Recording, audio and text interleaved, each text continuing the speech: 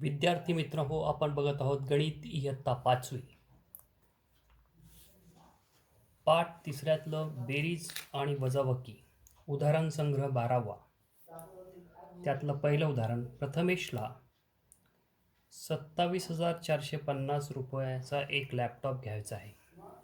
त्याच्याजवळ 22,975 रुपये आहेत. तर लॅपटॉप घेण्यासाठी त्याला आणखी किती रक्कम लागेल?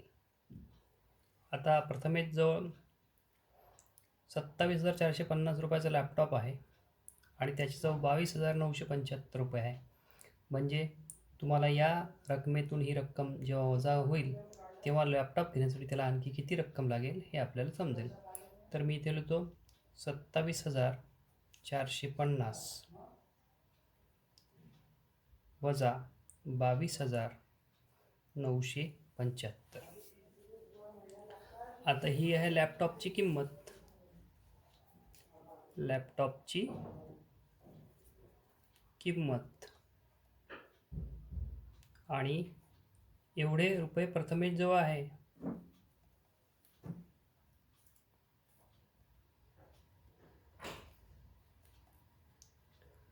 म्हणजे यातून ही संख्या वजा केल्यावर लॅपटॉप घेण्यासाठी आणखी किती रुपये लागतील किंवा किती रुपयाची रक्कम लागेल हे आपल्याला समजेल. तर 10 इथे शून्यातून 5 जात नाही, शून्यातून 5 जात नाही. मग तुम्हाला काय घ्यावं लागेल? एक हातचा घ्यावा लागेल. ते आले 10. 10 वजा 5, 5 राहिले. 4 मधून 7 जात नाही, म्हणून परत तुम्हाला इथे काय घ्यावं लागणार आहे? हातचा घ्यावं लागणार आहे. हे होतील 14. 14 मधून 7 गेले, 7 राहिले. 3 मधून 9 जात नाही, म्हणून तुम्हाला परत एक हातचा घ्यावा लागेल. इथे होतील 6, इथे होतील 13. 13 वजा 9, 4. 6 वजा 2, 4. आणि 2 वजा 2, 0. म्हणजे त्याला किती रुपये लागणार आहे? 4,475 रुपये आणखी रक्कम लागणार आहे. ही आणखी लागणारी रक्कम. हे उत्तर. दुसरं उदाहरण आपण बघतोय आता.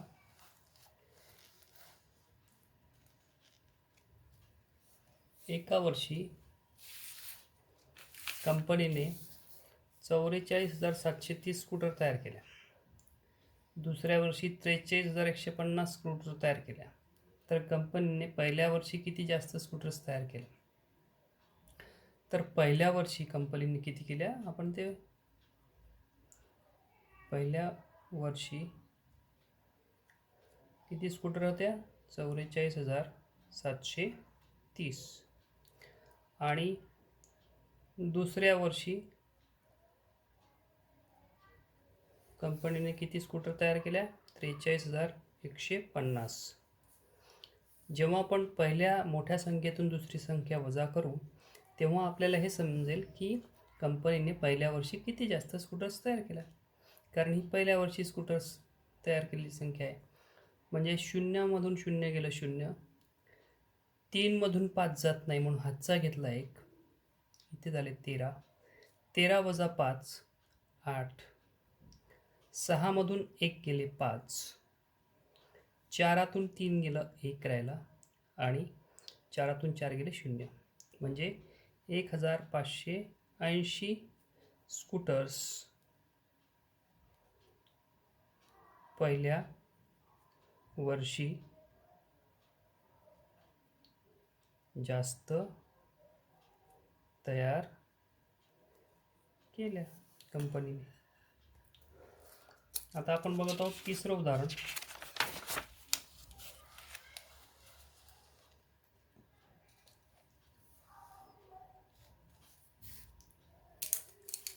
एका शहरात पुरुषांची संख्या किती आहे?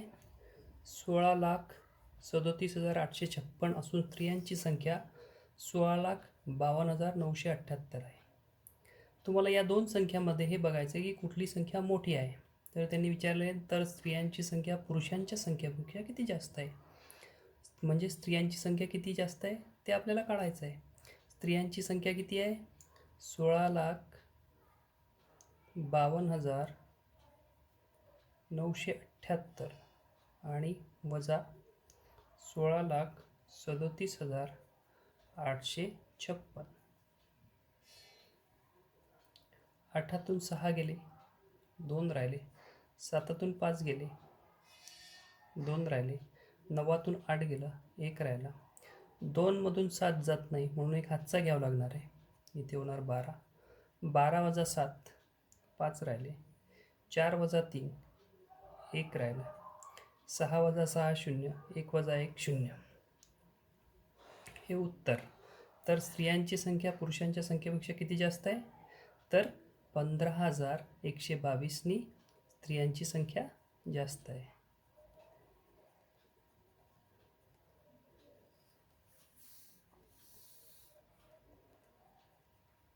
आता आपण बघतोय चौथं उदाहरण.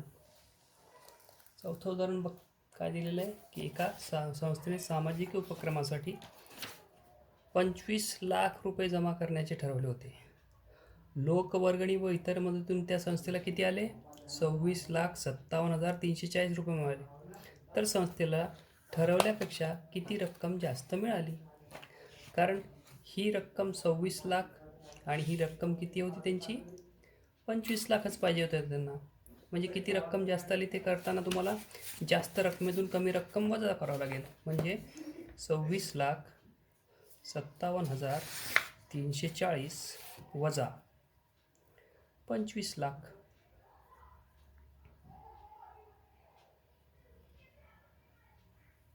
शून्य वजा 0 0. 4तून 0 गेले 4, 3तून 0 गेलं 3, 7तून 0 गेलं 7, 5तून 0 गेले 5, 6तून 5 गेलं 1, 2 वजा 2 0. म्हणजे किती रुपये संस्थेला जास्त मिळाले? तर 1,57,340 रुपये संस्थेला जास्त मिळाले. हे उत्तर. आता 5वं उदाहरण दिलेलं आहे त्यांनी की या दोन संख्येची वजाबाकी करा. आता वजाबाकी करताना आपण कोणती संख्या पहिले लिहायला पाहिजे आहे की नाही, हे तुम्हाला समजायला पाहिजे. त्यामुळे पहिली संख्या कोणती आहे? 23,000. म्हणजे 23,889. या संख्या घेऊन वजाबाकीचे उदाहरण तयार करा. हे वजाबाकीचे उदाहरण तयार करताना तुम्हाला हे करावं लागणार आहे का? मोठी संख्या घ्यावं लागणार आहे. 25,000